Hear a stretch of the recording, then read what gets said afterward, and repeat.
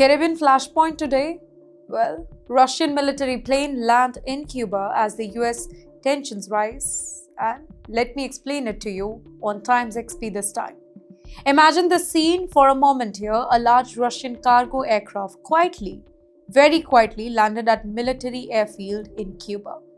Just about 90 miles from the US territory? And the timing? Extremely tensed. Washington is warning Havana, Moscow is backing Cuba.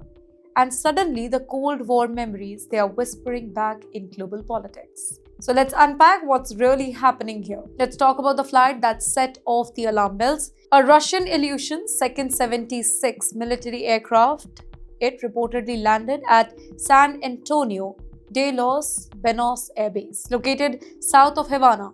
Now, this aircraft isn't just any cheap cargo. It belongs to Aviacon Zitotrans, a company already sanctioned by Western governments for allegedly helping Russia move military equipment. Flight tracking shows that plane took a very long and complex route, traveling from Russia and stopping across multiple countries before arriving in Cuba. Now, analysts say that this type of zigzag route, it is often linked to sensitive military and logistical missions. Even more intruding is that this exact aircraft has previously been linked to transporting military hardware to countries like Nicaragua and Venezuela. And that's why security experts in Washington immediately began paying the attention. But you know why this plane is landing in Cuba and why the US is so nervous? Well, Russia sending military-linked aircraft to Cuba, it carries massive historical weight.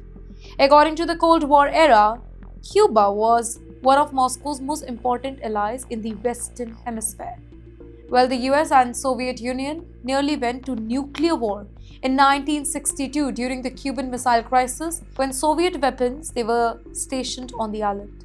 So when Russian military equipments appear anywhere near Cuba today, it naturally raises security concern for Washington.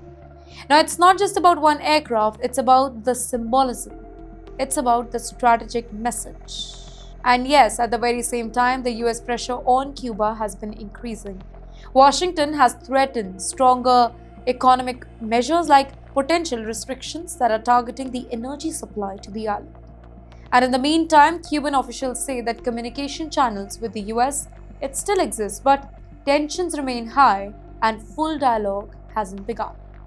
Russia has also stepped in politically. Moscow recently condemned economic and military pressure against Cuba and promised continued support to the island nation. This creates a classic geopolitical triangle. Washington applying pressure, Havana seeking survival support, and Moscow strengthening the influence near the shores. So, in the end, right now, nobody has officially confirmed what cargo the Russian aircraft delivered, and that uncertainty is exactly what is fueling the speculations here.